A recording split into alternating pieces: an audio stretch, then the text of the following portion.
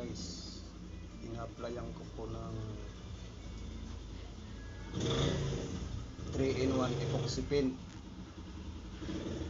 para sa flooring. Kulay red po yan. Tama po ba yung proseso ko sa pag-apply ng epoxy paint para sa flooring? Po, pakikomment na lang po kung tama po. Salamat po sa tutugon. Ay lang po ang ginagawa ko.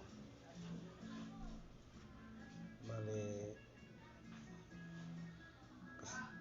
dalawang patong po yan. Madali po siyang matuyo. Kaya pag yan, dalawang patong kagad inaano ko para madali matuyo. Yan po, parang naglalaro lang po ako niyan. Kahit pagod, okay lang. Dahil ganun talagang buhay. Ayun na po,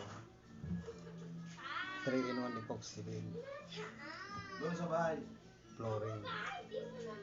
Ayun pong ginamit ko. Sapat na po yan sa isang sa isang flooring na ginaanan ko, inaplayan. Sakto lang po siya. Kaya po, dinagilagyan ko na ng dyaryo para hindi alikabukan.